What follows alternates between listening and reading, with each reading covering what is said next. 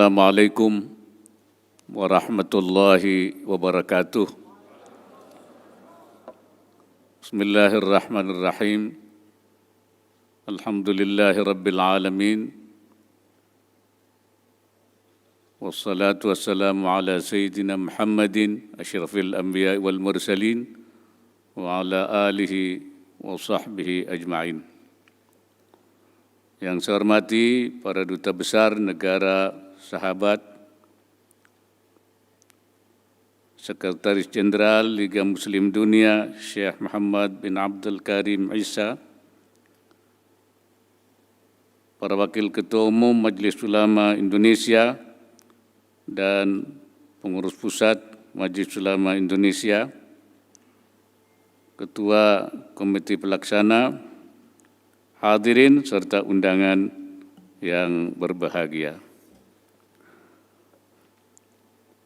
Pertama-tama marilah kita panjatkan puji syukur kehadirat Allah Subhanahu wa taala segala limpahan rahmat dan karunia-Nya sehingga hari ini kita dapat hadir pada pembukaan konferensi internasional yang diprakarsai oleh Majelis Ulama Indonesia dan bekerjasama dengan Rabitah Alamul Islami. Hadirin sekalian, agama ibarat dua sisi mata uang yang tidak dapat dipisahkan. Potensi konflik dan perdamaian secara bersamaan dapat ditimbulkan atas nama agama. Banyak konflik atas nama agama terjadi di belahan dunia, bahkan termasuk di negara-negara yang penduduknya mayoritas Muslim, seperti di Timur Tengah maupun di Afrika. Saya mengharapkan melalui konferensi internasional ini, nilai-nilai universal agama seperti perdamaian, peradaban mampu dihidupkan kembali dalam kehidupan umat beragama. Artinya, nilai-nilai agama yang diyakini dapat menciptakan perdamaian antar umat beragama. Setiap agama mengajarkan hidup damai berdampingan dengan umat lainnya. Dalam beragama kita diajarkan untuk mengamalkan ajaran agama dalam setiap aspek kehidupan, agar terjalin hubungan yang indah dan harmonis antar sesama alam semesta maupun dengan Tuhan, dengan Allah yang Maha Pencipta. Sebagaimana saya sampaikan di berbagai kesempatan bahwa Negara Kesatuan Republik Indonesia telah memiliki konsensus nasional, Al-Mitsaqul Watani, yang dibangun dan disepakati oleh para pendiri bangsa, yang sebagian dari mereka adalah ulama dan tokoh-tokoh agama Islam. Indonesia merupakan bangsa yang plural, yang memiliki keragaman agama dan kepercayaan.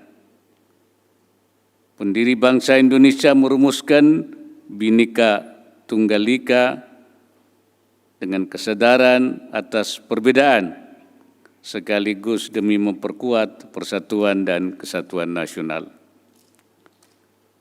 Indonesia memegang prinsip kebebasan beragama dan menjaga prinsip toleransi.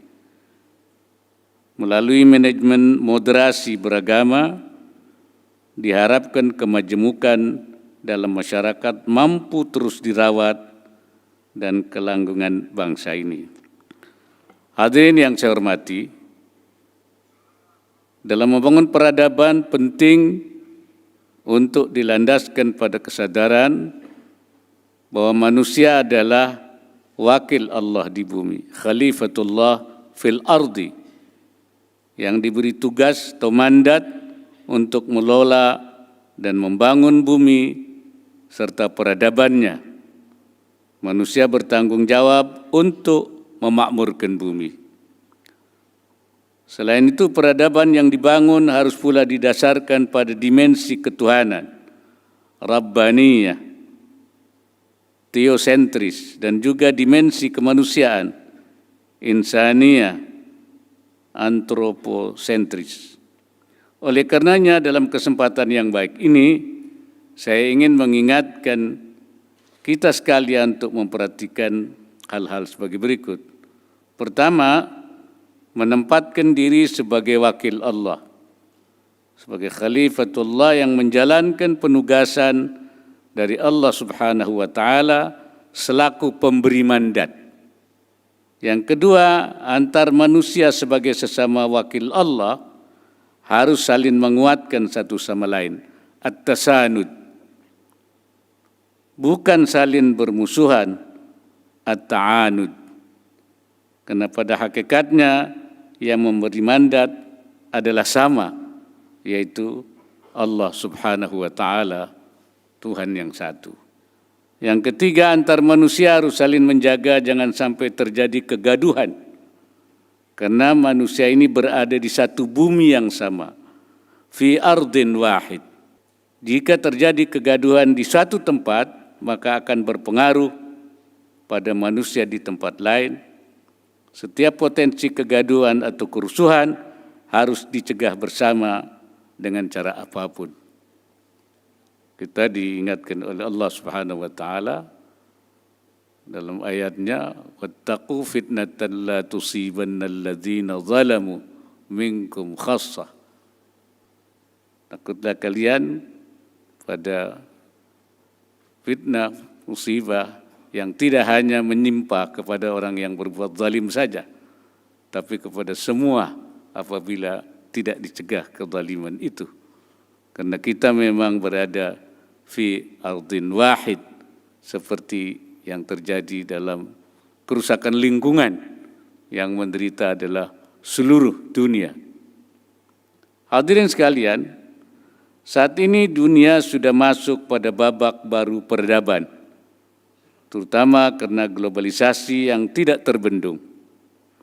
Para ulama pun dituntut mampu menjawab dinamika peradaban baru yang di banyak sisi sangat berbeda dengan peradaban sebelumnya. Peran ilmu pengetahuan, sains sangat penting dalam upaya membangun peradaban dan bahkan ia berfungsi sebagai kunci miftahul hadarah. Dan tidak benar anggapan bahwa ilmu pengetahuan menjadi penyebab terjadinya kerusakan dan kekacauan di muka bumi ini. Sumber kerusakan dan kekacauan di muka bumi ini adalah nafsu serakah. Manusia yang menyalahgunakan ilmu pengetahuan. Oleh karena itu penting untuk mempersiapkan sumber daya manusia yang menguasai kunci peradaban tersebut, yaitu SDM yang unggul, yang menguasai ilmu pengetahuan dan teknologi. Dengan demikian, bangsa Indonesia akan mampu menjadi bangsa yang maju dan tidak hanya berfokus pada kepentingan nasional, tapi semakin berkontribusi besar bagi perdamaian dan kemajuan peradaban dunia. Sebagai salah satu negara yang memiliki umat Islam terbesar di dunia, Indonesia juga terus mendorong diplomasi Islam wasatiyah, Islam yang rahmatan lil alamin bagi dunia internasional. Karena itu kita menjaga dari faham-faham al-afham al-munharifah yang menyimpang, dari al-afkar at-tatarrufiyah yang tatarruf, dan daripada al-fatawa asyadzah, fatwa-fatwa yang nyeleneh, dan juga anil fatawa at-tasyaddudiyah yang keras, wa anil fatawa at-tasahuliyah, dari cara berpikir yang seperti itu, dalam rangka menjaga Islam wasatiyah. Langkah diplomasi perdamaian telah menjadi nafas dan jiwa bangsa yang diamanatkan dalam konstitusi Undang-Undang Dasar 1945, yakni untuk ikut serta dalam mewujudkan perdamaian dunia. Indonesia turut mendorong penyelesaian konflik di beberapa negara, termasuk aktif dalam mengirimkan misi penjaga perdamaian dan misi kemanusiaan di bawah Perserikatan Bangsa-Bangsa. Demikian pula para ulama dan tokoh agama di dunia yang diharapkan dapat semakin mengambil bagian dalam perumusan tatanan global demi terwujudnya dunia yang lebih adil dan lebih damai. Selain itu juga diharapkan mampu menjadi sosok pencerah dan penerang dalam upaya menyelesaikan persoalan-persoalan global, terutama terkait isu-isu ketimpangan, kemiskinan, konflik, perang, dan juga kerusakan lingkungan. Dalam konteks ini saya mengajak para ulama dan tokoh agama untuk terus mendorong terwujudnya substansi etik global etik, yakni saling memahami, mutual understanding, saling menghormati, mutual respect, saling ketergantungan, interdependensi, dan juga kerjasama cooperation di antara bangsa-bangsa di dunia. Pada masa yang lalu, para pendahulu kita berhasil membangun pusat-pusat peradaban di Indonesia, dari mulai Kesultanan Aceh, Kesultanan Indrapura di Sumatera Barat, Kesultanan Banten, Kesultanan Cirebon, Kesultanan Demak, sampai Kesultanan Tidore, Ternate, yang pengaruhnya sampai ke Papua. Mereka membangun pusat-pusat peradaban, Jaziratul Islah, wilayah-wilayah perbaikan di berbagai daerah. Dan itu adalah modal besar yang menjadi terjadinya umat Islam di Indonesia menjadi mayoritas sampai mencapai 80 bahkan 90% pada masa yang lalu. Ini adalah warisan mereka yang telah melakukan kerja-kerja perbaikan, harakatul islah.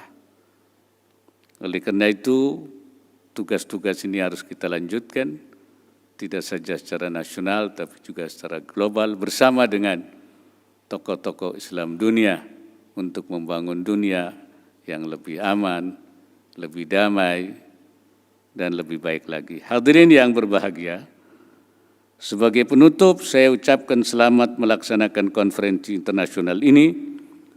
Semoga membawa berlimpah berkah dan manfaat untuk banyak bangsa, negara, dan masyarakat dunia. Saya berharap konferensi internasional ini dapat melahirkan kesepakatan dan rekomendasi yang akan semakin meneguhkan posisi umat Islam dalam kancah internasional demi terwujudnya perdamaian dan tegaknya muruah kemanusiaan.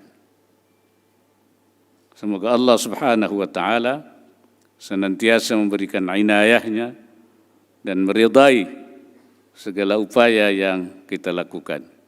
Wallahul muwaffiq ila aqwamit thoriq. Wassalamualaikum warahmatullahi wabarakatuh. Assalamualaikum warahmatullahi wabarakatuh.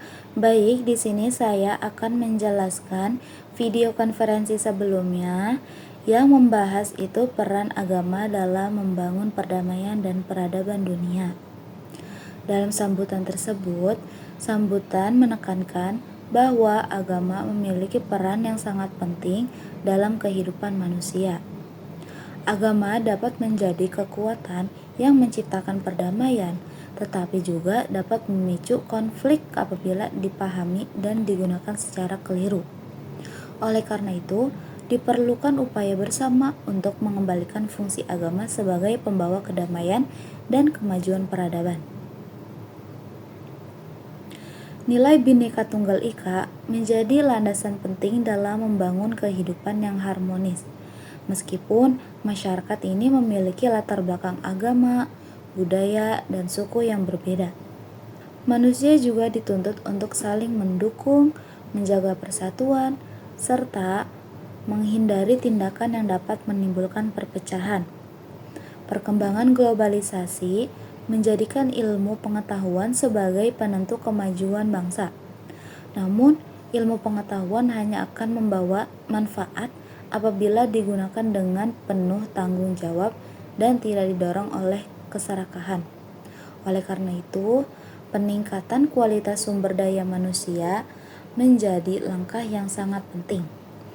Indonesia juga memiliki tanggung jawab besar dalam memperkenalkan Islam yang membawa rahmat bagi seluruh alam. Melalui diplomasi dan kerjasama internasional, Indonesia mendorong lahirnya etika global yang didasarkan pada sikap saling memahami, menghormati, bekerja sama, dan menyadari pentingnya ketergantungan antar manusia untuk mewujudkan perdamaian dunia.